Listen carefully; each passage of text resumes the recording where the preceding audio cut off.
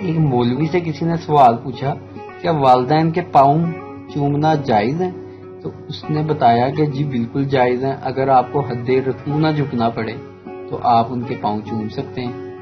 تو مولوی نے آگے سے کہا اگر آپ چاہیں تو آپ کی بیویاں بھی آگے پاؤں چوم سکتی ہیں۔ بندے نے آگے سے جواب دیا اگر مرد بیویوں کے پاؤں چومتے ہوں تو۔ کل میں نے اپنی گھڑی، موبائل اور بٹوا ایک غریب آدمی کو دے کر اس کی مدد کی۔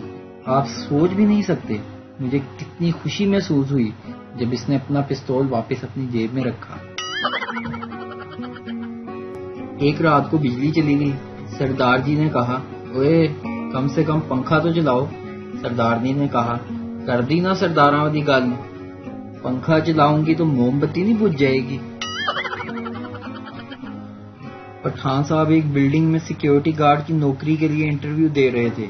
انٹرویور نے پوچھا خان صاحب تصور کریں بلڈنگ کی 7ویں منزل پر آگ لگ گئی ہے، ہر طرف آگ ہی آگ، آپ خود کو اور منزل پر موجود لوگوں کو بچانے کے لیے کیا کریں گے؟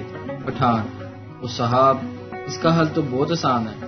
انٹرویور حیرانگی سے بولا اچھا وہ کیسے؟